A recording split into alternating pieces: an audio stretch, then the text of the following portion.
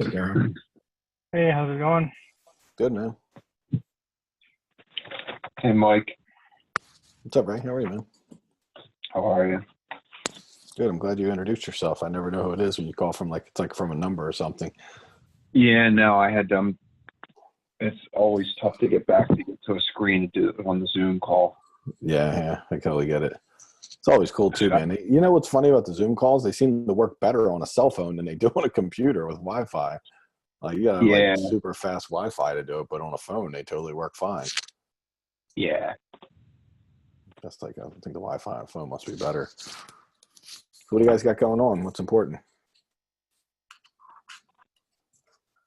Who's that? Gerhard on here? Yeah, Gerhard. Hey, man, how you doing? Pretty good. No, I got nothing exciting happening. Did you connect with what was it, 1 or 2 weeks ago? The call with Brian? Brian? Yeah. I gave him some zip codes, and he said he was going to look at it and start marketing. So I don't know if he did anything yet. Yeah, Okay. check in with him, see what he says, what he comes up with.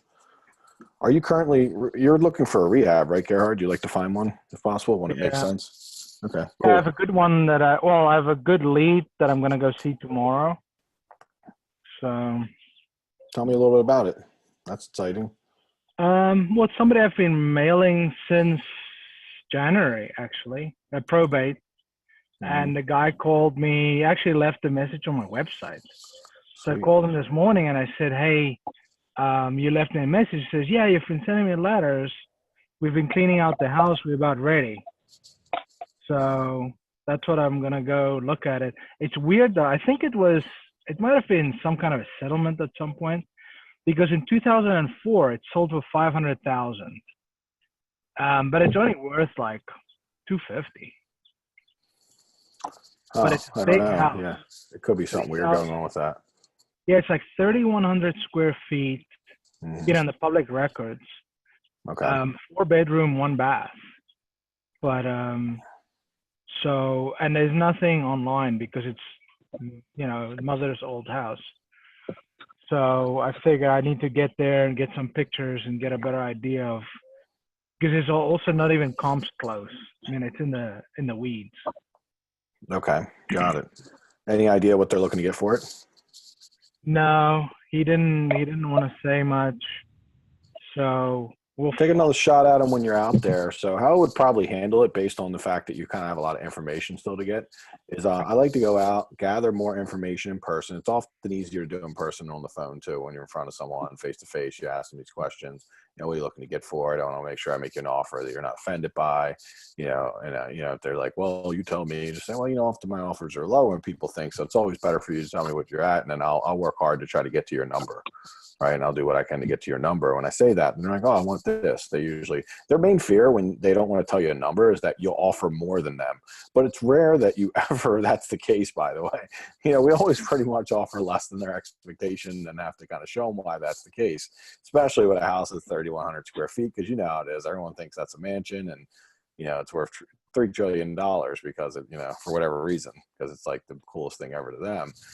But I would just try to work a little harder on that, right? Because if you're going to need to know what his expectations are, one of the worst things, and I just did this recently, I love actually the fact that what's really cool to learn about, the things we talk about every week and we work on, is as much as I teach them to you, I still make mistakes and I'm imperfect, right? I get out and I don't do everything perfect. And I would say the only difference between me and people who have less success is the fact that I'm highly aware of my mistakes and I don't really care. I just take notes from them and just try to improve it next time. But, I am being aware of them and I'm very honest to admit them and very open about them, because I know that if I am that way, then I'm obviously going to do less of them. I think being perfect is impossible. But, if I go out and make that mistake a lot less than my average competitor, that gives me an advantage. But I went out and I couldn't get a number easily because the phone call was kind of rushed. And then I got out there and I made my offer and I never really got a feel for where they wanted to be. And they just were like, okay, let's, I'll call you back in 3 days. And in 3 days, they call me back. So we got a higher offer. It was a lot higher than yours. And, it's just like, I didn't really know where I stood the whole time. I call it making an offer in the dark. I was very much in the dark the whole time. And I just was like, it was almost like order taking. Like I was at McDonald's, give me a number 2. there was just no ability for me to add a lot of the value that I knew I could give. Right. And I just felt like I had no real advantage in this situation because I didn't dig deep. I didn't put the work in of getting the information. Now, as you get the information, a couple things happen. First of all, they got to trust you enough to give that to you. So it actually builds rapport when they start sharing things with you that are a little outside of their comfort zone. Because obviously people justify sharing that with you later on by the fact, well, I like that guy and I trust them. All right. And then so they start to implant that on you, which is pretty cool, right? We want them implanting that on you and thinking like Gerhard, cool guy, you know, I trust him, you know, he's gonna be able to help us out kind of thing. Because that's where we want them to be, because that is who you are, by the way. You're someone that will keep their word and you'll do good by them. So it's nice for them to have that, because not every letter they answer or every, you know, website they jump on is going to do that for them. Matter of fact, most of them won't. So, you know, as you get this information, what I would do is go out, gather more information, but the important information, and that information is going to be around like what their expectations are, what they're expecting, kind of, you know, how they would like to see this go down, and, you know, what is important to them. Those things are pretty, because that way you can come back now and construct an offer, and you can make that offer according to what they really truly want. And it could be too much money, could be whatever. But then, you know, whatever it is, you want to know what it is, so that way you can plan accordingly. And what I would do while I'm out there, get as much information, but before you leave, I would go and schedule a time to meet them again. It doesn't necessarily have to be at the house; it could be at their house. But you're gonna meet them, say, hey, I'm gonna go back, take a couple of days. I want to get like some information together. I'd like to meet you out here and just, you know, present an offer to you, you know, in person. Because I'm going to have some information to share with you. So, you know, about the property, what it's worth, what other houses like this are selling for. And, you know, I like to break my offer down so you completely understand it, you know, what it is. And if you like it, you can take it. And if you don't, it's totally cool too. And, you know, yes or no is all I expect, because essentially I'll be making the offer and putting the money aside for you. So if you know, if you're not happy with the offer, doesn't fit your needs, you know, just give me a no. But if you like it, then, you know, it's also as easy as just saying yes, and we'll get it done for you pretty quickly. Does that sound fair? Right. And that's it. And I leave it at that, because I'm actually scheduling that appointment, because what happens a lot is they won't call you back a lot of times.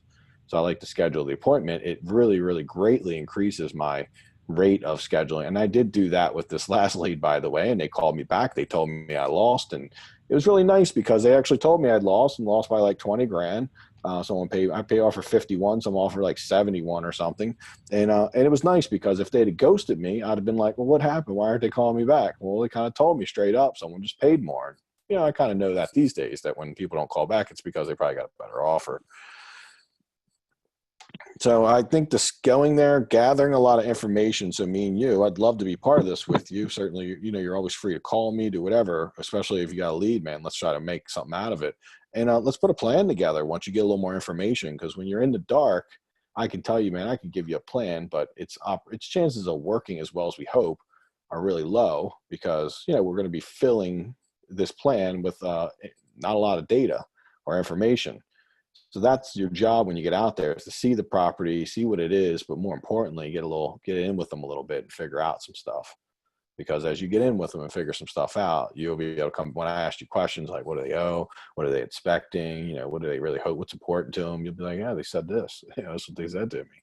And in learning, when they don't give you the answer, to not really, you know, not to be afraid of potentially losing someone. It's you know, when we talk about it, I'm doing a webinar tonight, actually. And I mean, it's probably for you guys, I could just train you on everything in the webinar, but, you know, anti-selling is one of the big things I've been shifting on. And the method that I've created, I call it the rubber band method. And the key to the rubber band method is that we use qualifying questions, because as we qualify people, they tend to start self-qualifying themselves. So if we get them to self-qualify, and by asking very specific types of questions, when someone's self-qualifying themselves, they're essentially selling themselves to us, which puts us on the pedestal and makes them more open. It makes them more willing to share with us, because it puts a little pressure on them. And when a little pressure is put on someone, what do we want? We want that pressure off of us, right? Because nobody likes, you know, pressure. Nobody likes confrontation, or no one likes not being liked. Right? At some level of like something's a little bit awkward, and there is a little bit of rapport being broke. I'm really big on building rapport, but the first thing I do is I actually qualify, and it's a little bit of a break in rapport, because as I'm building that tension with them, and then it opens the door and it puts them in a place where I can build what I call hyper rapport. And hyper rapport is building rapport super quick. And the way you can do it super quick, and I call building rapport with someone in an hour or hour and a half meeting super quick. Often we build rapport with, like, I have rapport with you, Gerhard, because I don't know, we've known each other for 8 months or whatever, right? But it's a little tougher to build it in an hour. And the same thing with Ray, right? I got rapport with most students because you guys have been in my life for a long time and we've shared a lot of stuff together. So we have a lot of rapport. That takes time. But if we have to build rapport in, say, an hour, phone call, maybe an hour, hour and a half meeting, then we have to be able to do it really quickly. And the technique I've been able to use is I always start off with qualifying. And the qualifying things that I would say and want to know is, what do you owe? What are your expectations? What is important to you? And if they don't want to answer that, I'd be like, hey, Gerhard, I'm sorry, but I don't know if I'm going to be able to help you, man. I just, I don't really know where to go with this. I get a lot of phone calls every week, and, I have to be really, wise how I use my time. And, I would very much like to buy your property, but, you're the one selling the property. I kind of need to know where you want to go with this so I can best serve you. And, and that's me just getting them to self-qualify. And now I might say something along the lines like, Gerhard, I mean, do you really want to sell the property, or is it that you're just looking to get like top dollar for it? And I just shut up. And that's a qualifying question. And they'll start qualifying. Oh, no, I do this, that. And as they talk, every time you hit them with the qualifying question, the information you need comes out. So, and it gets a little tense. It's not fun, right? It's my least fun part of the meeting. This part of the meeting can be 5 minutes long, by the way. And then the other hour I spend with them building the hyper rapport is once I've gotten them where the rubber, you think that's why I call it the rubber band method. When you stretch a rubber band out, what do you naturally want to do? It wants to snap back into its natural position. So a lot of times we come in wanting to build rapport, and then there's no tension. So they don't have any reason to kind of want to build rapport with us. But if you get that rubber band stretched out and you leave it there too long, you start wanting to put it back in there. And that's through the qualifying question. So and you'll know there'll be a time when they just start wanting to give you everything. And that's when you take the tension off, right? No more qualifying questions, and you go straight into building rapport, gathering information, figuring out what they need. If you see any chance to talk about nephews or cousins or whoever, what's important to them, you'll talk about that as long as necessary. And you just build rapport with them for a really long period of time, as long as they're willing to, until they're like, hey, let's get down to business. And, and that's how you do it though. But you gotta get them in that place where they're open to you building rapport with you. Because and sometimes not everybody wants to easily go there. Some people, I walk in, they're just like, let's do it, or instant rapport, and I don't even need to qualify. I'm just telling me whatever I need. But when people aren't giving me the information I need, then the rubber band method is a start, right? You got to qualify and get them opening up a little bit, almost like training a dog, essentially. Like if the dog doesn't do what it's supposed to do, it gets a little bit of a punishment. And that's going to be you not liking them or you not being friendly to them. The second they do give you a couple things, then you're instantly going to be like, here's a treat. It's me being nice to them and saying, you guys are awesome, like everything, because you really, at some level, you have to do this for them. This is not just for you. This is truly for them, because you don't really know how to best serve them if you don't understand what they actually need, want, and is important to them. And I've done this many times where I've made offers in the dark because I wasn't willing to create tension. I was very afraid of rejection. I was very afraid of, just not liking me in general, or maybe me losing the deal, right? We always worry about that. What if they just don't do business with me, and I lose the opportunity because I was being a jerk? Well, we're not talking, you're barely going to be putting a little tension on them. And anyone who leaves or doesn't want to talk to you because of that little bit of tension and you asking basic questions, I 100% promise you is never a deal.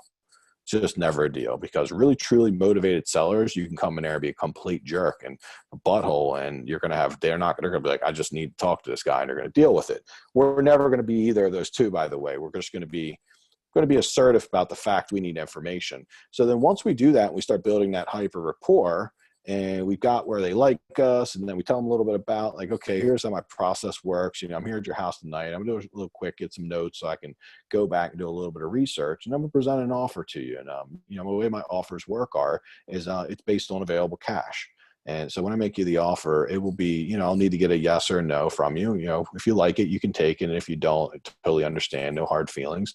I want to make sure it works for your family and it's enough to, for what meet your family's needs. So, but if you can just let me know, like, yes or no, that way I can use the available cash to buy another house. I'd really appreciate that. Would that be okay, Gerhard? And I'm like, okay, great. That sounds fair. Cool. Well, let's set a time to meet so I can make the offer in person and, share some information, answer any questions you have, and we'll go from there. When would be a good time to meet? And then we reschedule it. But the key is we're actually, and then once we make the offer, we just let them, we call it the reverse close. We just ask them, what would they like to do? As like the most powerful close ever. So like Gerhard, you've seen the offer, you've seen the comps based on, what we're going to be making, kind of laid it out. You agreed along the way that the comps looked accurate and the amount of work looked good. And you've seen that my profit was pretty small and that obviously if you were flipping a house, you'd want to make a profit at least that big.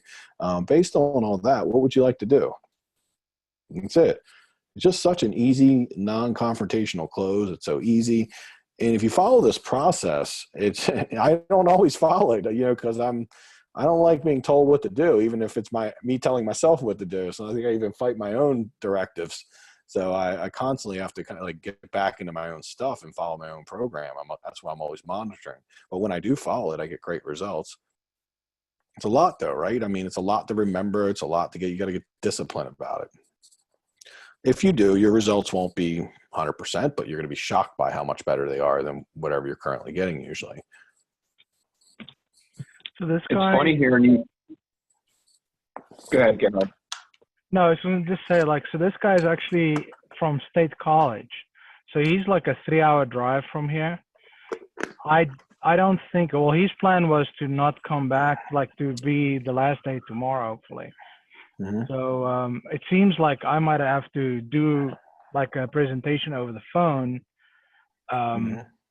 When that comes, and we'll see if I can get him to, I almost can think like ideally it would be cool to have a Zoom call, but to try and get somebody on that would be ridiculous. So let's probably just do a, on the phone and then just run through it that way. That's how I did mine the last one too, by the way. So if that's all you got, that's all you got. Do your best. Mm-hmm. But get them something to look at is always important. So I like to email them like right before the call. I'll email them some of the comps and I walk through and I'll show them like, hey, you mind opening an email? And can you access the email?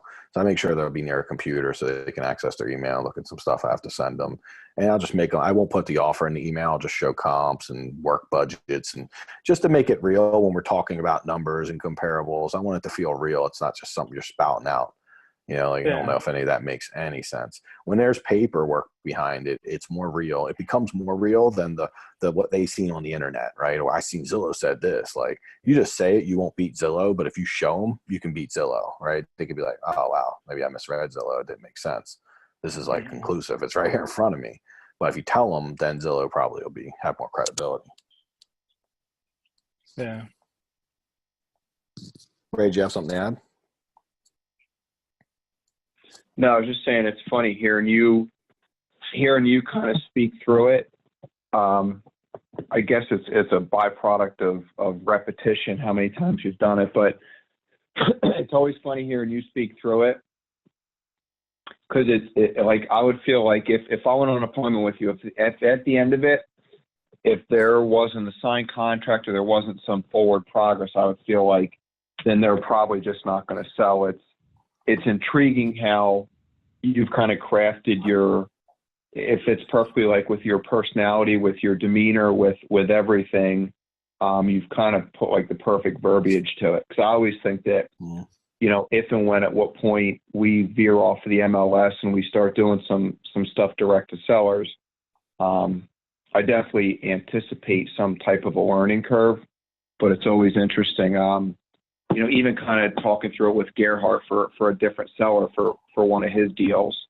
I don't know. I've always thought that's interesting because I'll hear it and I'm like, man, I find myself in my head. I'm like, yeah, that makes perfect sense. Like I'm actually agreeing with you as you're talking and I don't even have anything to sell. Yeah, exactly. I know. And that's why we do it that way. It's, I don't know. It's nothing that you really are taught by anyone else. I learned it from multiple different people and it really is a shift beyond. For many years, I had a sales process, like John Martinez sales process. And I fought it a little bit because some of it sounds a little hokey and some of it just didn't sound like me. So when you say it sounds like me, first thing I think we all need to do is if you don't like the way I'm saying it, it doesn't sound natural to you, Gerhard, just switch it, right? Just say it like basically what I'm giving you is the overall like structure of it. But definitely put it in your own words because then it feels really natural. What I struggled with when I followed like John Martinez and Sandler and all that was they had a certain way of saying it and it wasn't the languages I used. So it felt unnatural to me and it gave me a lot of excuses. It gave me a lot of reason to quit doing it and following it. And every time I did, my results started sucking. But and then also a lot of it was about putting high pressure on people. I have to be honest, I'm not a natural high pressure person. I don't like to, I like to make my case like a lawyer would make their case. Like and that's what I believe in. Like, let me just, all right, let me show you the facts and show you the facts. And I enjoy doing that, and it works well for me. And then I can be like, hey, like, let me know what you're thinking and let's talk about it. And then we have a nice discussion, and we just go where we got to go with it. And you're right. I always leave the appointment. Usually, if I've done my job. When I don't, it means I didn't follow the process, and that happens sometimes. It's definitely not, I'm not immune to that. But if I follow the process, I always leave with one thing or the other, either like knowing exactly where I'm at, or yes, right? Or, or no. Like I kind of have a clear, okay, I'm not going to win this, and here's why. Or, I got a hurdle to get over, so now let's create a new strategy to work on getting over that hurdle.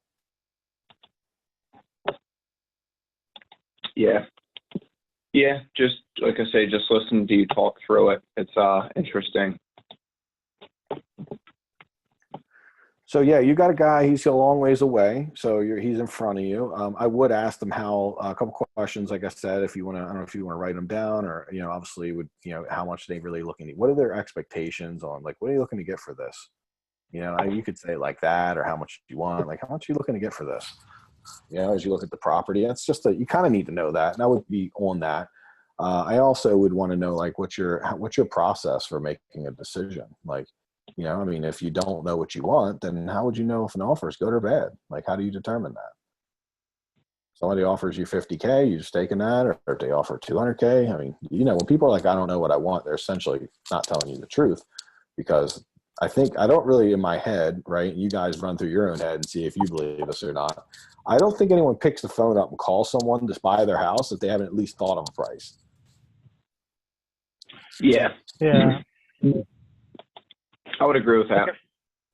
If you ask the guy, like, hey, just so I know, when I put my deal together, what's important to you? You give him like examples, like, do you want to close quick, or you just, that's it. You just, what's important to you, and just leave it to let them come up with something to tell you, right? I mean, honestly, what I've done in the past, and I think it's a mistake, is yes, I would start talking more, because I tend to talk too much. And I'd be like, oh, like this, and this, and answer for them, but it actually steals. The best way to do anything is keep them short and then let them interpret what that question means. You only give examples if they ask for them. They're like, what do you mean, Gerhard? I don't know what you're talking about. Well, like, what's important to you? Like price, like a settlement time, not cleaning the house. What are some of the things that are meaningful to you? Because if you start to give them examples, essentially what happens is you'll start imparting those answers you gave them into their own head. Oh yeah, what you said is exactly what I'm looking for. You're not really getting, I want them thinking about it. Cause I mean, I've had people answer that and I'm like, so what's important to you? And they're like, well, I want to be respected. I'm thinking like, I was actually talking about settlement, and they're going along like, I just want to be respected. A lot of these guys are disrespectful to me. And, like I come to my house, my dad lived here, and they're talking crap about it. And they just go on a tangent about something that had nothing to do with what I was thinking. But that is the purpose of the question. It's very somewhat open-ended, and its purpose is to just find out, like, where are they going with it? Right. I mean, you don't ever want to feed them stuff, because naturally they'll just take the easy answer if you feed it to them. But if you leave it open-ended, it requires them to dig deep and figure out and actually answer the question. So it is a little hard for me, and I'm still working on it every day and monitor myself to just ask the question, let it hang with silence, and then give them time to think about it and answer it, is something that I would say most people could really be served very well if they were willing to do that. Like just saying, so Gerhard, what's important to you with this offer? Yeah. And, to dig, why are they not using a realtor? I mean, how do you, it'd be like, why am I here? And you're not talking to a realtor, or what's a good way to phrase that? If it's in nice condition, I'm like, the best way to phrase it, if it's actually in pretty good condition, would be, hey, you have a really beautiful home. Have you considered selling it with a realtor? Why not a realtor? What made you decide not to call a realtor? Right? Something like that would be a perfect way to phrase it. But I wouldn't ask the question unless the home's really nice, because if it's not that nice, then I know the answer. right? And I Yeah. don't, unless they say something. But if it's actually a nice house, then it's kind of an objection potentially. If it's a nice house, then a realtor truly would be your competition. So I'd want to clear up why they're not considering that. Most of the time when it's a nice house, they're like, yeah, we actually are considering a realtor. One's coming tomorrow. And Yeah. I'm like, oh, that sucks. But now I know, at least I know, and I can try to figure a way around that. Mhm. If it's nice. And if it's not nice, then I don't know. It's been interesting. I've had times when a house wasn't nice and a realtor came, looked at it and said, you need to fix it up to sell it. Because the realtor, you know why the realtor told them that? Because the realtors never ask questions like, what do you want? They always are like, here's what I'm going to do. Here's my process. You're going to fix this up and I'm going to sell it for you for $7 million. But you're going to have to put some carpet in it and paint, and, new kitchen. And people are like, I don't want to do that. And no one ever asked them. Yeah. They never ask what they truly want to do. And the realtor kind of just talks and presents constantly without really engaging and asking, like, what do you want? Because really that's the key that's first of all, that's the key to being awesome at this, because it requires very little of your effort. Like the best way to be awesome at anything is for you to have to do very little of it. The less you have to do, the less opportunity there is to make a mistake or do or say the wrong thing. So, arming yourself with a handful of open-ended questions that keep the interaction very simple, and then the ability when people answer those open-ended questions for you to extend their answer by pushing along. If they're like, well, I want to be respected, and then they just were quiet, and you're like, really? That's interesting. Kara, do you mind telling me more about that? Right? Because then they might go into 30 minutes from there. You don't know. But if you just say, oh, you want to be respected? Okay, I'll make sure I respect you, and I'll give you a fair offer, right? We want to jump on stuff. And this is what I do, by the way. When I say we, I really mean me. And I've seen other people do this. Obviously, I'm not, I represent a big portion of the people out there. They're not doing this as well as we can. And honestly, even really good people. I've been around some awesome salespeople, and to be honest, they make a lot of the same mistakes because, they just make less of them than most people, and that's why they get such great results. And they are willing to evolve as they make mistakes and get better and better at them. So I just make less and less. So I think that having that ability to drop a question, like complete crickets for as long as it takes. I've had times where I've asked a question and they don't answer it, and they're like, "Are you still there?" And that's when you know you're doing it right, when they're like, "Are you still there?" Oh yeah, I was just waiting for you to answer the question. I thought you were thinking about it, And then they'll say, what was the question again? And I'll just ask it to them again and shut up.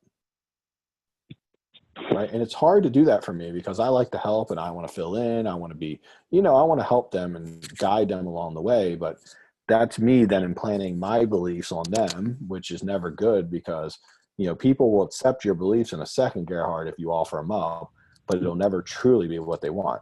Right. They won't tell you what they want if it's easier just to take your beliefs. And a bigger piece of this, and I'll expand a little bit on something I just said, is that most people don't actually know what they want. So it does become your job to help them gain clarity, right? A lot of times they don't have complete clarity. So when you ask the question, you're silent, you engage, you help them expand their answers. Well, a lot of times they're actually just talking and rambling because they're actually thinking out loud.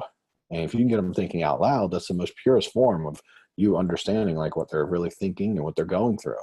And when we understand what they're going through, then as we're putting our offer together, we want to make sure that it serves and really helps them with what they're going for. And it really accommodates whatever pain they have, right? I've had people like, well, I don't know where I'm going to stay for a week after I get the money. And, because I'll be a week. And I was like, oh, you realize I can do like a rent back. So you could stay here for an extra week. They're like, really? I could do that? And all the time they're just freaking out about that. And I just didn't know until I let them talk some.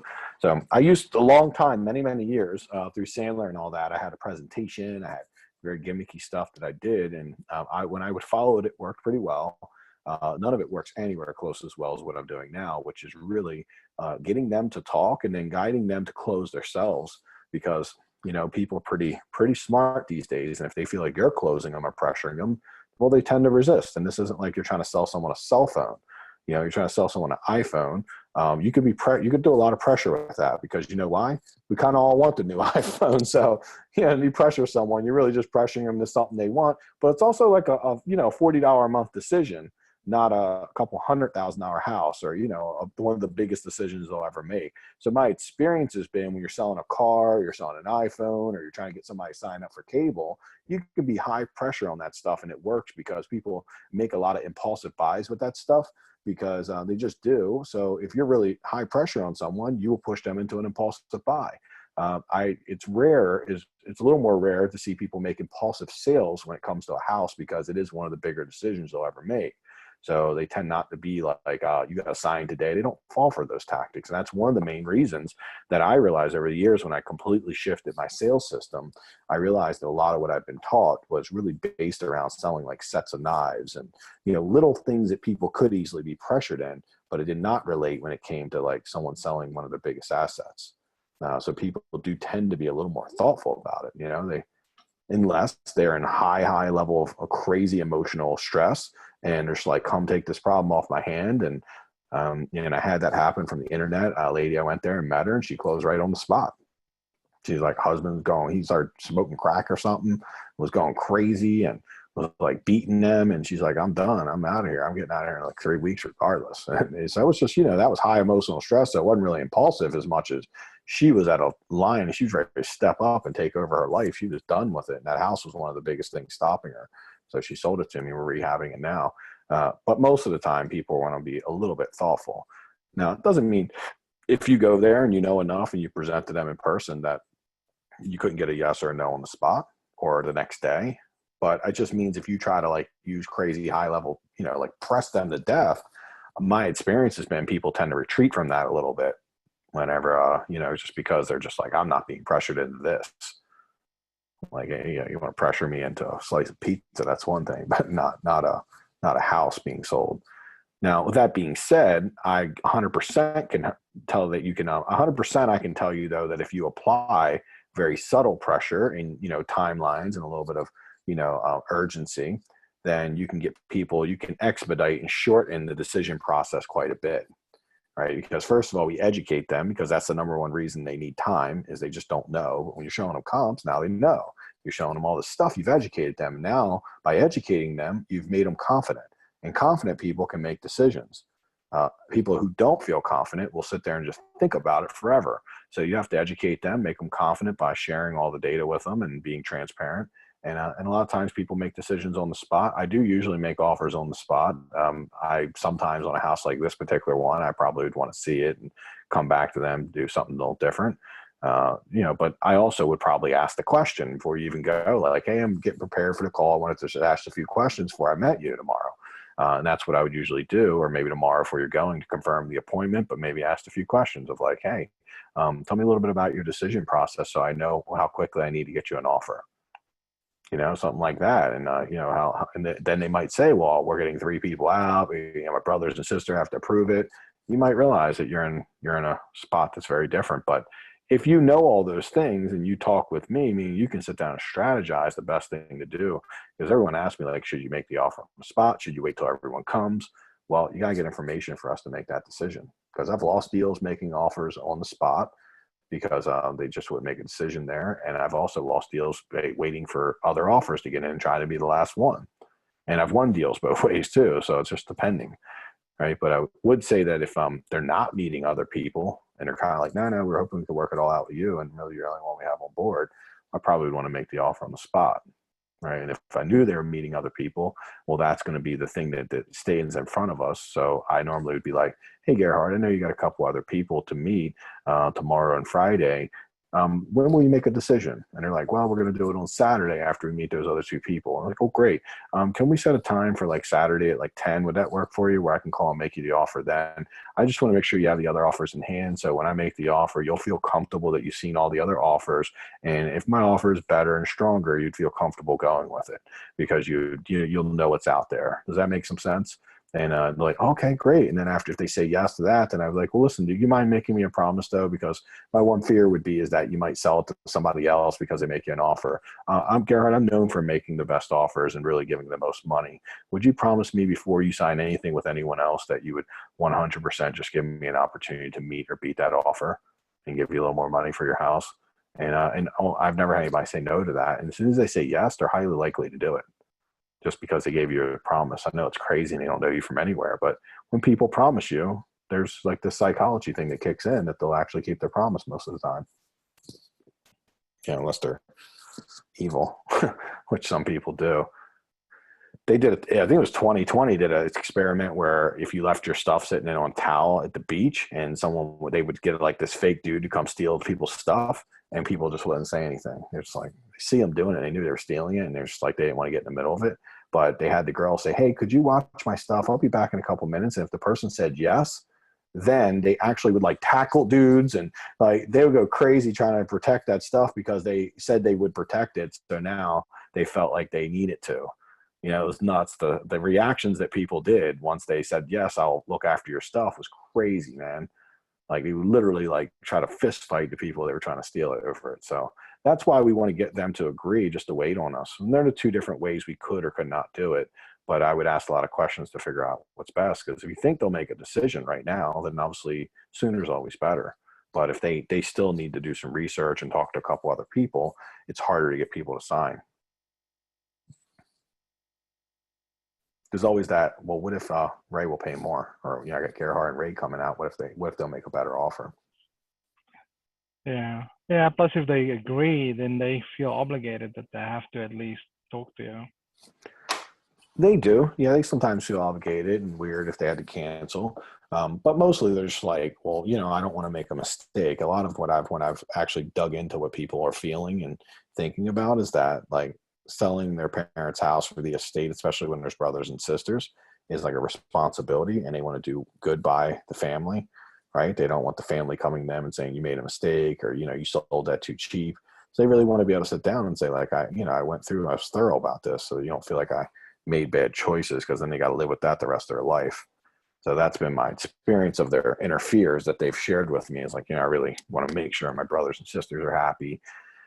So that's why if they got other offers, then it's sometimes better to, you know, say, hey, check out the other offers. Let's put something on the counter to talk when we're done with the other offers. And then, you know, just make me a promise that you won't go with them. You know, at least give me an opportunity to pay more. You know, whatever they offer, just come to me and say, Mike, can you pay $5,000 more? And I'll let you know I likely can.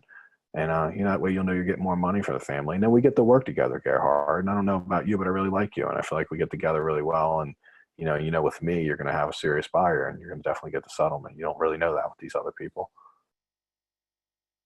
right? Because I'm from South Africa, you know, I got all the blood diamonds. I could pay you in. I got the money. These guys are poor, secretly poor.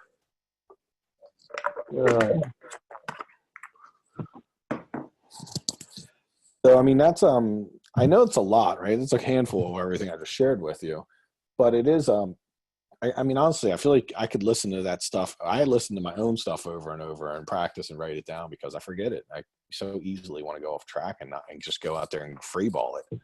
And I think it's the worst thing to do. I know it's the worst thing to do.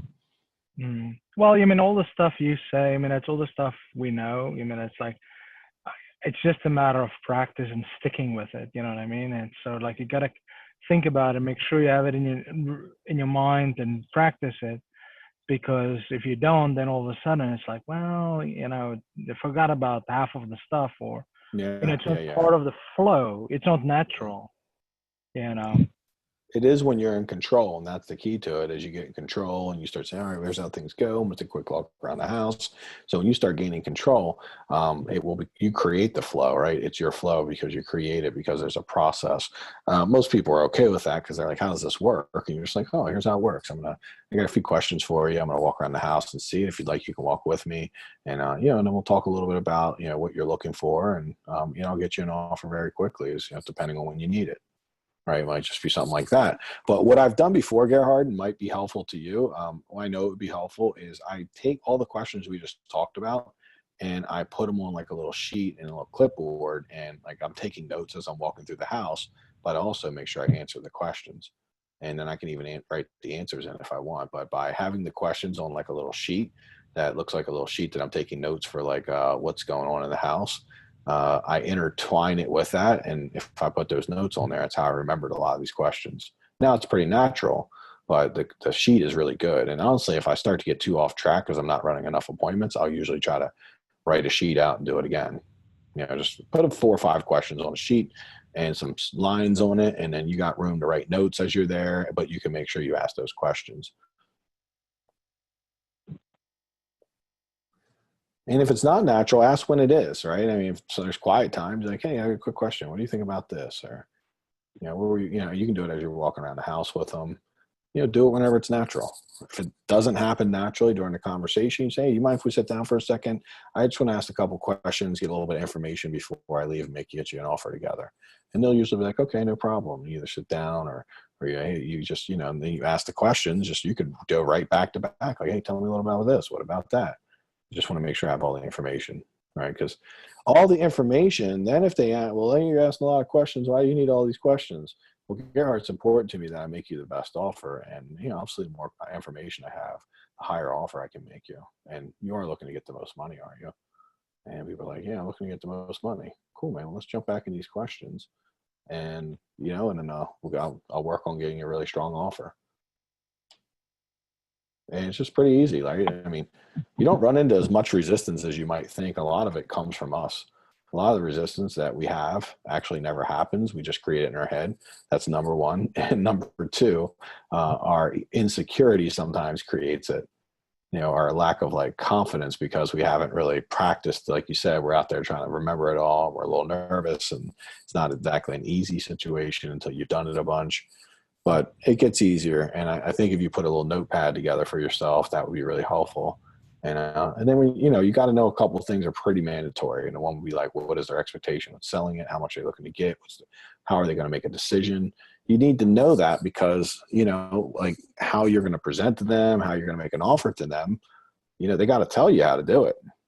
That is where you don't want to lead. You want to be like, hey man, I'm going to get you an offer together. Tell me a little bit about your process. So I know when the best time to make the offer to you is, get that offer together for you.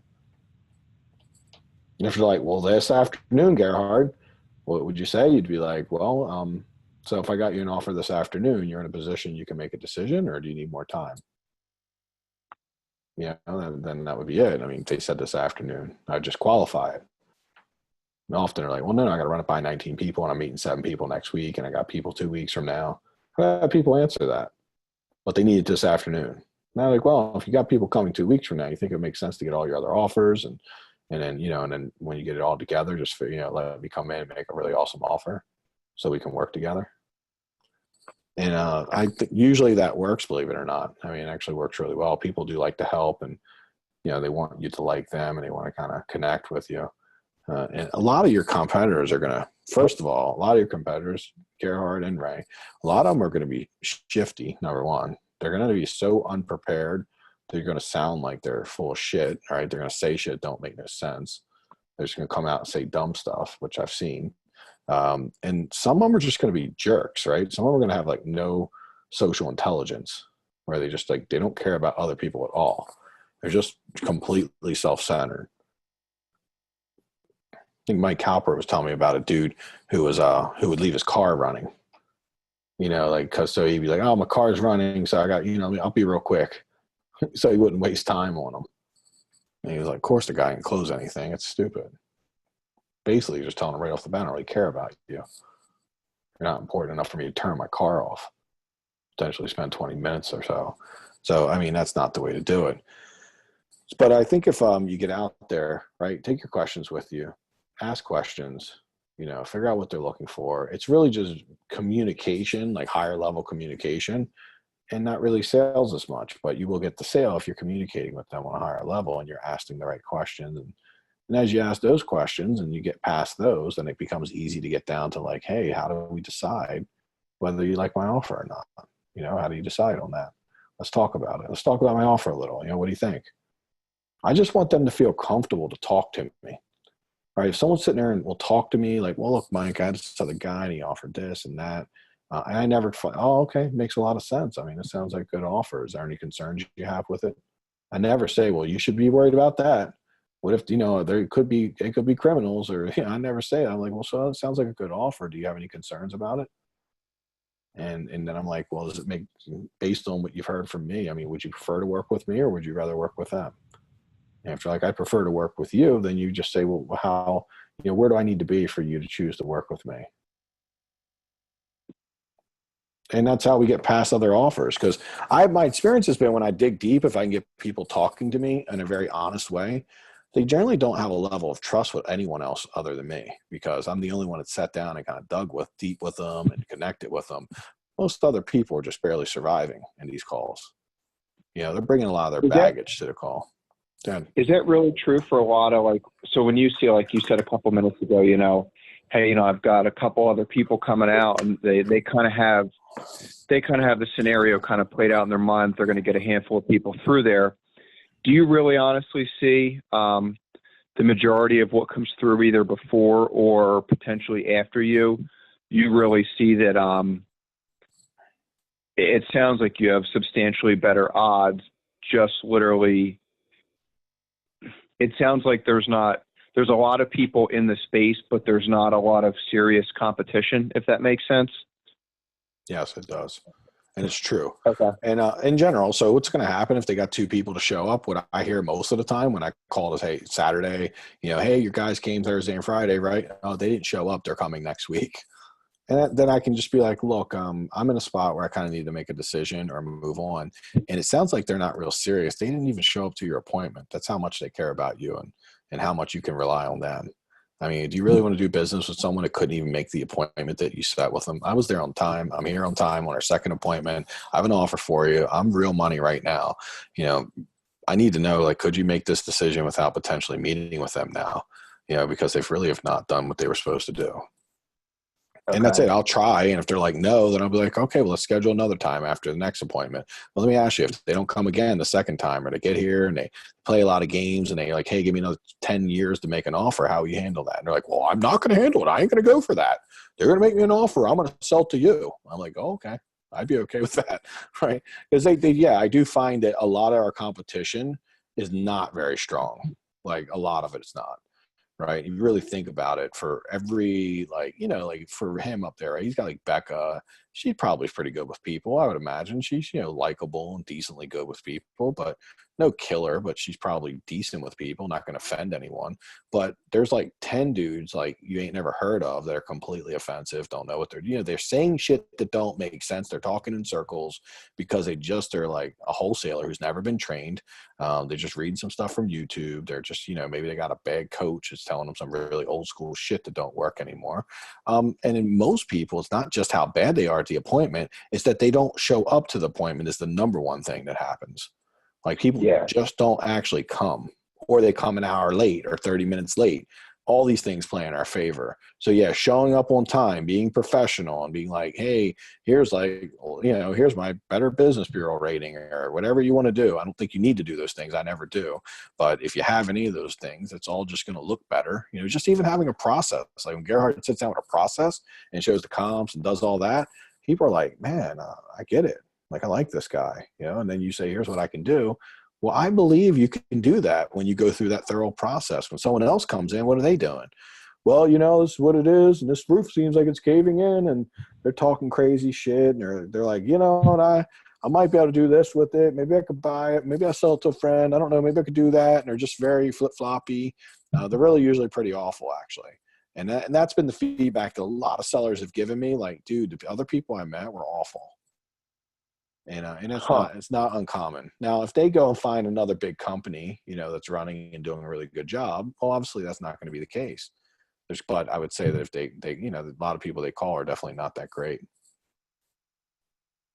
Okay. When was the last time you talked to this guy, Gerhard? What's that? When was the last time you talked to this seller? I just spoke with him this morning. A few times. Oh, okay. Yeah, I spoke with him this morning, and I'm gonna go look at it tomorrow because he's coming from State College to clean out the property. So that's when I'm gonna meet him at the house. Do you have an idea of where you think your number would be, or are you still having trouble confident, or like where Mike says kind of go into it with your process and as much stuff kind of primed and ready to go? Is there any more kind of priming you could do, like any more pre-work on it? It's tough because, I did look at some comps, but just looking at the house, like the Google Earth view of it, and from the public record, it's definitely, there's a lot of unknowns, right? So it's well and septic. It's got, the comps next to it. For instance, the same street, there's one that sold for $340, but it had a pool and it was a newer house. And there's another one that sells for 250 that had a pool, you know, like a in-ground pool, not even like above ground pool. Like these were Oh yeah. both like nice, nice pools. Mm. So we're already 100 grand in between, and this house sold in 2004 for 500. And I mean, it's a 4-bedroom. Well, I would stop worrying about that because I have no clue what that even means. You could Oh actually yeah, should be asking the question. You should be, hey, I noticed this house sold for 500K in 2004. Can you tell me more about that? That's the first question I'd ask before I even go out there. He might be like, yeah, yep, it sold for that. And then you might be like, well, let me ask you, are you looking to get about that for it? And you might be like, I'm not going. If he's like, yeah, I'm looking to get 500K, you might save yourself a trip. Because, I mean, I would totally just ask them, what is that? And he might say, oh, no, that didn't happen, and explain it. Be like, yeah. He might be like, I got a reverse mortgage on it in order to pay the mortgage off. We got to get something close to that. All those things would save you from coming out. So I personally would just like, again, I always call anyhow before I go. I would personally just call, get information, ask about the 500K, and like, what's up with that? Tell me more about it. Because but I wouldn't. I don't know it sold for 500 based on a tax record. Like you said, I don't know what that means. well that's That could true. be Plus, the Zillow number is 260. So that's mostly what I assume people would want. Like if without talking to them, they would want at least that because they went and looked online. And I'm that's the where I houses that sold for 340 and 250, are those as big as yours? 3,100 square feet. Smaller. They're all smaller in square feet. By how much? Well, I think the one was like 2,100 square feet, and the other one was like 1,800 or whatever. And yours is 3,000? 3,100, yes. Yeah, so you have basically an additional story to your house. Yeah. A lot more. So I would assume that, and is there any more comps you can find other than that, or are those the only two comps? That's all. I mean, the others are going down a little bit more. Like a lot smaller than the ones that are like 200. Yeah, there's nothing that's that big. See, and the thing that screws it up, like these kind of houses, there's new development in the area. So if you go back, if you expand it a little bit more, then you get a lot of houses that's like 10 years old, and they're all like 250. So like a 10-year-old. But what are they? Like how many square feet are the 250s that are 10 years old? I'd say like 1,800. Okay. So I mean, you probably would guess this is 250. Yeah, pull this one up. Let me share my screen. Good. I'm not doing it. It's open to you.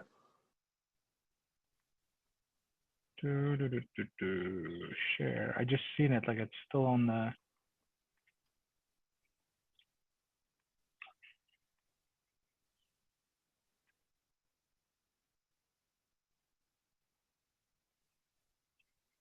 All right.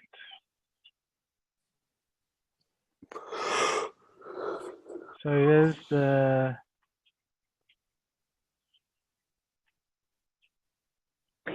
What year was this one built while you guys are pulling that up out of curiosity, the one that you're trying to comp? Let me look. Yeah, that's what I want to look now. So here's the details on it. 1950. See, 31. What kind of lot is it on too? It's a fairly small lot.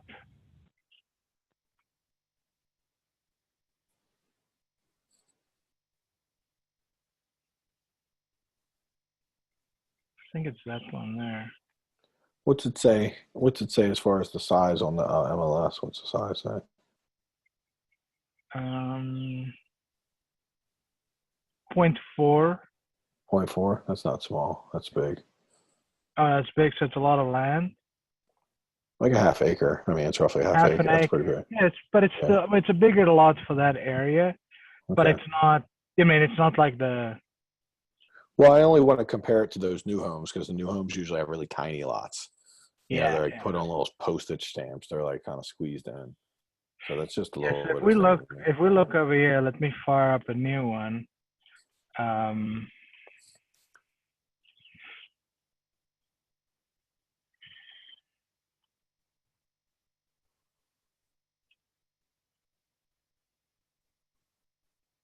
Oh, so let me. Oh, this is what the house looks like, right? Well, that's you. This is that house. Yep. That's nice looking. And I mean, it looks fairly big. Let me show you on Google Earth. Yeah. Well, You double can yellow line is see. cheap, but I mean, it's this, and I mean, it looks like a lot of outbuildings, garages, and stuff. yeah. But you see, here are the other comps. These are those, or some of these. These are all these nice in-ground pools. So it's actually a nice neighborhood, right? Uh-huh. Okay. So let's look at the comps quickly. Search sale. So I normally start with 0.5, right?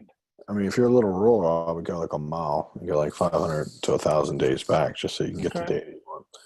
Like, because when you're in So a rural area, you won't get a whole lot if you don't.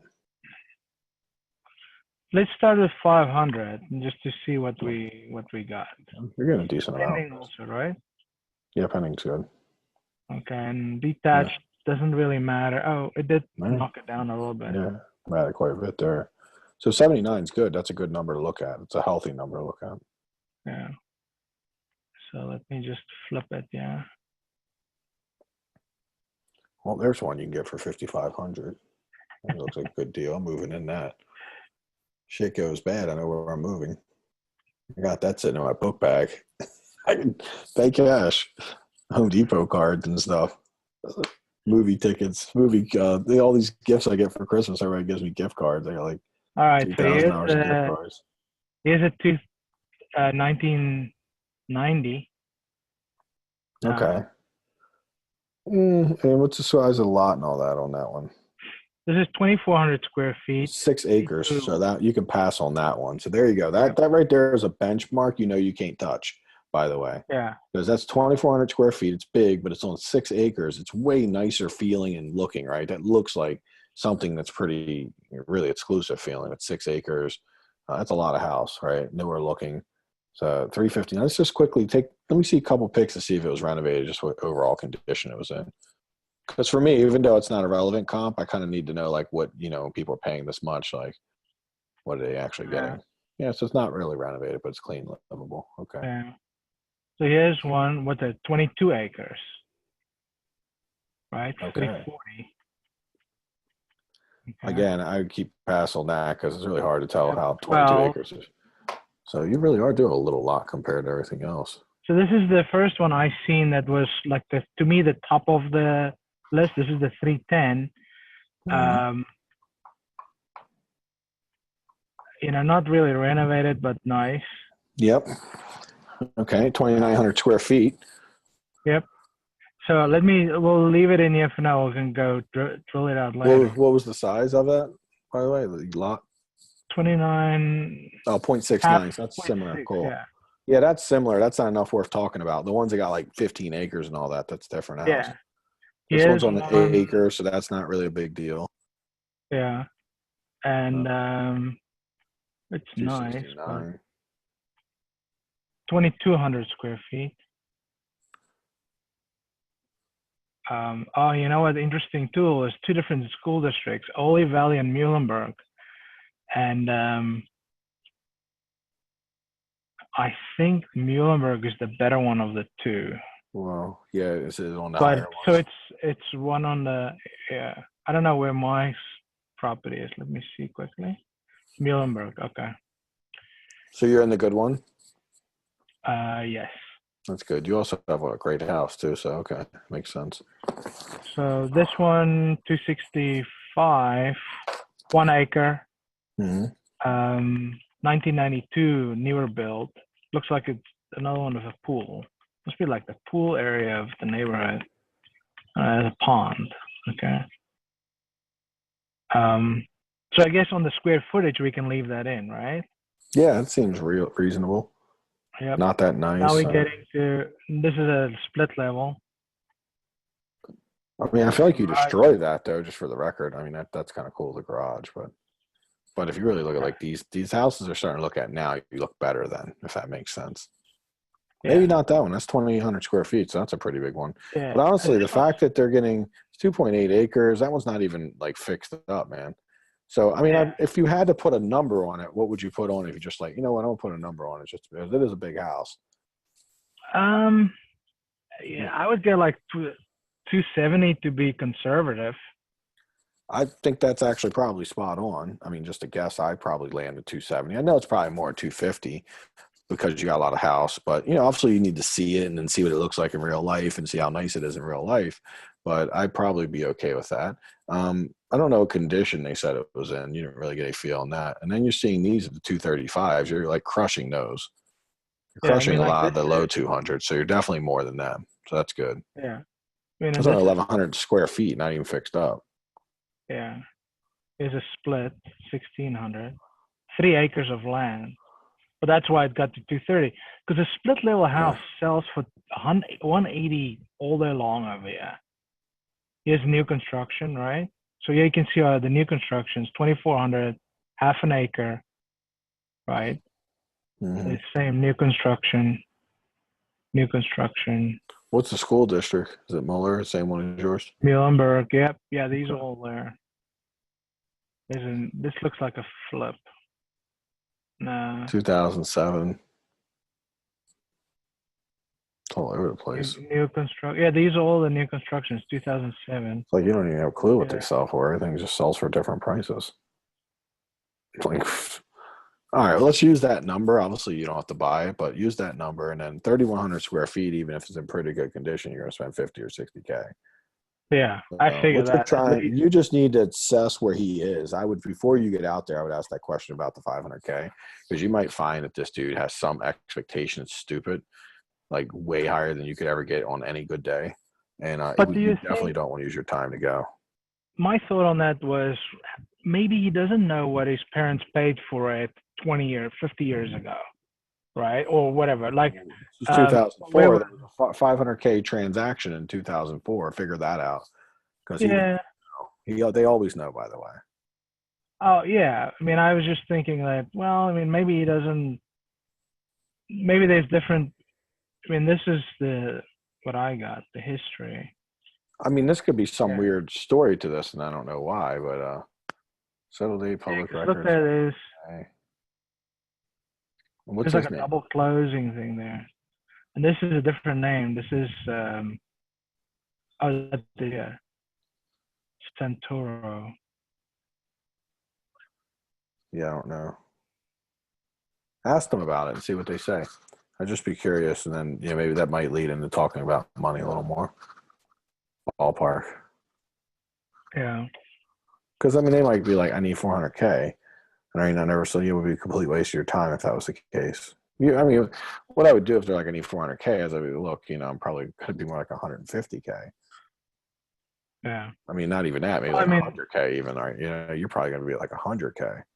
even just looking at in the neighborhood, there's nothing that's sold for that in any way. Let's go 1,000 days. You mean on the low end or a high end? I mean, on the high end, even I'm like, Yeah, it's like a couple. so from 300, but this one got added because it got 34 acres of land. Yeah, 4,000 square feet, 34. So the land does matter. Yeah. Because that's all like woodland. But I mean, that's also a hell of a lot nicer house. Yeah, no, it's a great house. It is rehab. First one we actually seen fixed up nice. Yeah. So, I mean, that sold in 17. They started, but look, they started at 699 and sold for 5. Yeah, normal realtor move. Yeah, but you mean like you can see like the jump from 300. Mm-hmm. Well, they jumps from 300 to. I mean, with that being said, I agree with you, but the question mark is, what the hell does he think? That's why we need to know what he's thinking. Yeah. Oh well, yeah. Look, even this guy. Say good square footage, right? 3,000, but 48 acres of land. To get to 275. Mm-hmm. Right, we had this guy. Yeah, I mean, you're probably 250 to 270. Yeah. And if you got to put about 60 in, then you're probably about 120 or something, 115 probably. Yeah. You can see all these. Look at the new construction. They all look exactly the same. Okay. Well, it's a great reason to talk with him. I definitely want to know about that 500K. What the heck's going on with that? If he knows, he probably does. So, yeah, ask him about that before you go, because that could be my best advice. I mean, you don't want to. I think when you go out and present and you do everything right, and then people are just like, no, because like there was no chance they would ever say yes because you kind of missed some of the stuff in the beginning, it actually counterproductive. You know, it kind of makes you, whenever we don't get a good response from something we do, we tend to stop doing it. So it's important that we don't, I believe in you present to anyone who's qualified to present to, but they do need to qualify to present to them, because if otherwise you'll be losing so often, it'll be hard for you to stick to it and follow through with it when, you know, almost every single time you're getting beat up and losing. Yeah. You know, what's interesting is that the owner of the property this is not the property address. You know what I mean? So this is a different address. I wonder if they sold some land off or something. Something weird's going on like that. Like an owner finance type thing. I don't know. Ask them and you'll find out. I mean, we're kind of speculating.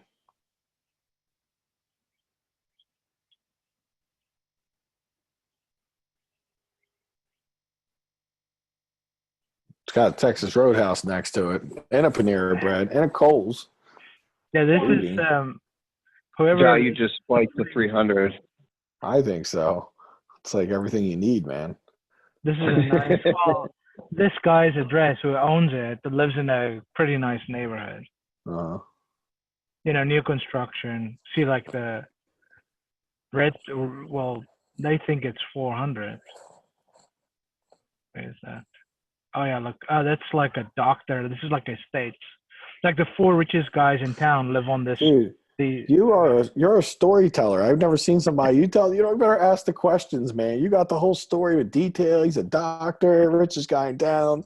No, this is the guy. The whole story, dude. It's the guy who owns the That's property. a lot. That's a lot of shit you're adding in, man. You're adding in like a complete story. No, but this is. I know for sure. There's like these 3 houses or 3 doctors living there. Oh, you in his house in his neighborhood? That's 3 hours away. This neighborhood. So the guy that owns the house, right, on the public records, okay, right, has. I mean, I went to the address, the tax address, right. Mm-hmm. This here, there's 3 houses. Like there's somebody built their own little estate here, of 3 houses. Is that next door to your property? No. This is not even close. So remember what I said is like the owner's mailing address is not the same as the property address, right? Yeah, that's the guy you're meeting, or no? No, this is not even the guy I'm meeting. So so you think the guy who owned it was like a rental for them? Okay, the guy who passed away, maybe. No, it was the mother, he said. But whoever owns it in tax record, this address here, there's 3 houses here, and it's like the 3 richest guys in town live on these 3 houses. Like I'm trying to zoom to the other 2. Like there's one there, one there. Yeah, it looks like nice houses.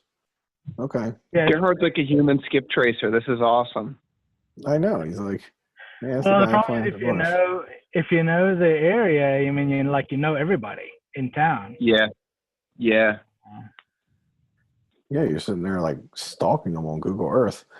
Yeah. Your house, just have Wi-Fi. All right, well, you got a good plan together. Any other questions for me before I jump off? No, we're in good shape. Webinar in like probably 20 minutes. If you have any questions, I got a few minutes left. Yep, no, we're good. I'll let you know how it goes tomorrow. Okay, cool. Ray, anything you need? No. I think we're pretty good. We had a new guy start today. We actually got 2 new guys starting. So we got 1 guy starting today, and then I got another guy that's going to start a job next week. Met him to get the permits together. So I think we're pretty good. The one question I do have is the one guy I told you it was really kicking butt, and he was, he did a bunch of the stuff at the house while we were away on vacation and everything else. And, he's been working good hours and really putting a lot of time in to turn the property around. Mm-hmm. The only question I have is some of the,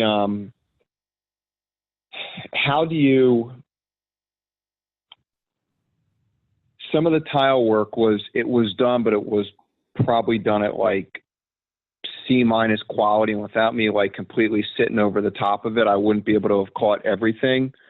How do you, when stuff comes up like that, do you just say, I won't pay it till you fix it? Or, because I kind of asked him, I brought it up yesterday, and like to the point where like the backsplash was grouted and the grout joints, like there was like grout left on the tile and everything else. So it may end up having to redo the backsplash. Like the grout was actually dried like on the face of it. Yeah. And in all honesty, if I could have, because it was just the backsplash, I'm trying to not make too big of a deal out of it because he's been working really good. But I'm like, I told Henny yesterday. Just ask him, you gotta say, hey man, can you help me with this? It's not, it's not gonna fly. Say something like my hard money lender came in, he's not willing to give me the money on this stuff because it's kind of beat up a little bit. Let's meet. But then what do you just tell him I'm going to have somebody else do it? Because he did it the first time. So you always want to give them an opportunity to fix their work. Because a lot of times people can learn to fix stuff. My guys still make mistakes today. I'll go in there and a door will be on backwards and stuff. I'm like, geez, man, you guys are six years working with me. Come on. But it's okay. I'm learning to take it in stride now instead of getting too like upset about it. And I'm just like, hey, can you take care of this? This is the wrong way. And they're like, okay. With him, he's trying to do a little bit of shit, but he's, if he's got any common sense, he should be able to look at it and be like, oh man, I'm sorry. He should be telling you, I'm not, oh man, I'm so sorry about that. And then you're like, look, well, it's all good, man. I just need you to fix it so I can get my money. Yeah. And I didn't meet him over there. Hannah and I went and saw it. I was moving some material, grabbing some stuff for a different job. And, so I haven't met him in person, but he had, I guess he had somebody that he works with do the tile. So that's what I was trying to figure out is the most, because normally I would have just kind of like flipped off the handle, but I went there yesterday and I'm like, if it's a worst case scenario, I don't, and he says he's not comfortable doing the tile. Like you said yesterday, at least kind of breach some of these subjects, because he came in as the painting and drywall guy, but he's brought in a few mechanics and they've pretty much got me to the end of the job. But when they finish some of the tile and some of the grout, some of the cuts are a little butched up, and the grout was it was not really trying to exaggerate. It definitely was pretty rough. So that's what I'm trying to figure out. Yeah, you don't want that rough. That's finished product. Finished product has to be more detailed. I mean, you can be more rough but it's framing and stuff. And that's the question. So if I give him quote unquote, a chance to fix it, or we say, hey, here's what I need it to look like. Yeah. Do you just do that, or do you? I mean, I always do that because honestly, you want him fixing his work, because if he doesn't fix it, then you can never use him for that thing again. So I would definitely give him an opportunity to fix it. I don't know if he wants to do that. And Hannah had a very insightful point. She's like, listen, when we met him, he was painting, drywall, demo, not really much mechanically minded stuff, and he was great at that stuff. He painted interiors, exteriors, did all the demo, pressure washing, cleaning gutters, more kind of surface level stuff that you don't need to be detail oriented and mechanically inclined. So she had a valid point. She goes, in asking him to do these projects, he may have just said, yeah, I'll take on everything because doesn't want to let you down. And she's like, I think we should just speak with him because he might be scrambling trying to find guys and feeling overwhelmed. And instead, we were pulling on some good mechanics. She had said, what if we meet with him and we say, hey, would you prefer to just go back to your sweet spot of drywall and painting? Yeah. Some of the mechanics stuff. He's done it now, so I would expect him to finish it and, make it as good as he humanly can. If that's not good enough, then it is where it is. I think he's going to be upset if you don't pay him for it, because I'm assuming he paid someone to do it. So he's going to want to be paid for it is what the real issue is. If you don't pay him at all, that's probably not going to go over well. And the question mark for you is, if he doesn't try to fix it, you don't really know if it actually needs to just be ripped out and redone. Will it be acceptable? Because I mean, grout's pretty easily fixed. It's hard work, but you can just really rub it hard and get it, to come looking nicer when you leave it overdo it like that. And honestly, if he's paying attention, it doesn't take it doesn't take a skilled person like a couple, boyfriend and girlfriend can go to Lowe's and spend 2 hours learning how to do tile, and if they try, they'll probably not leave grout on the tile, and it won't be all butchered up that much. So because they'll care. So I don't care if he knows how to do it or he doesn't know how to do it. The question mark is he knows what looks good and what doesn't, and his job is to pay attention to the people he's hiring and making sure they're doing good work. So I think there's a good learning opportunity, and I like people to fix their own stuff, even if he's never going to do it again. But you never know. He fixes it. If he can fix it, he might do it right next time. He might want to learn it, right? I mean, I want to believe that they can do these things instead of just instantly saying they can't. But if they do it a few times, then I'll just stop giving them to it if they just can't make the stuff work. But I think that if you don't let him finish it, then there comes in a spot where he might want to be paid something, and you got to go pay someone else like the same money. So either you take a hit or you get someone pissed off at you, and you don't want to do either, obviously. So, I mean, obviously meet with him and see what he wants to do and let him drive the train. If he's like, hey, can you get someone else to finish it? Then totally, then do that, Yeah, and that's the reason I'm asking, because there's been a few other things on there that he's asked if one of the mechanics from some of the other jobs would do it. So that was the only reason that we even kind of entertained the thought. Okay. Well, see what he wants to do. I would talk with him and see if he's willing to try to fix it. And because the mechanics aren't going to want to come and try to scrape grout and do all that. They're going to say you got to rip it out, and it's going to be, I don't know, it's probably going to be more problematic. But just see, talk with him and talk through it. That way he's okay with it, and whatever it is. I don't really know if there's a right or wrong way to handle this, just other than just not, make sure you communicate and everybody's happy, which I know you'll do well. So it's not a big deal. In Excel, you can buy grout cleaner. It's like a muriatic acid. And I've seen that. It cleans it up good. It was a beveled tile, though, for the backsplash. And honestly, what actually happened is basically he kind of grouted it like it was just a flat tile. So the majority of the bevels are actually filled. Oh, okay. The bevels are filled with dried grout now. That might be impossible. Yep. Okay. Yeah. All right, man. So I'm not, believe me, I'm not, if there was an easy wipe down for it with a grout haze remover or something. So I'm just trying to figure out, like we were talking about yesterday, Mike, I'm just trying to figure out the most kind of diplomatic way, instead of, like I was telling you yesterday, like quarantining what would have been something that would have spilled over. Like I said, we went there and we saw it. I'm like, you know what? It's not a big issue. I wish it would have been done properly. But I knew that we'd have the call tonight, so I just kind of wanted some input, because if it was easily repairable, one thing you already did instinctually, or just it just fell into your lap, is anytime you have a situation like this, take like a little time before you talk to someone. Anytime you have to give people like corrections, and it's always best to have like a day under your belt, or at least a couple hours or something under your belt. Because if you call, like I tend to want to call people like as soon as I see something, I call them a little emotionally heightened and doesn't go over as well. But if I take a couple hours, call them later, then I kind of tend to just get to the point, no emotions involved, no crap added to it. So talk to them now. You'll be in a good place to do it, but recognize that what accidentally happened to you should be part of your policy, right? If you see something, take a note of it and call back an hour or two later. Just give yourself a little time to digest it, because when you first see things like that, we're a little more emotional. We don't react as well. We tend to get a little pumped up with people. And your job is to stay cool and calm and collected. Just say, man, this one didn't turn out too well. I might need to get it fixed. What do you think? What would you do? What do you like? What would you want me to do? And just talk with them. You got it from there. Figure it out. It sounds like he's a cool guy and he's easy to get along with. Yeah. All right. Hey, I got to go. I got 10 minutes. I'll talk to everybody later. I'll see you guys. Let me know if you need anything. All right. Thanks. All right. See you guys later. See you.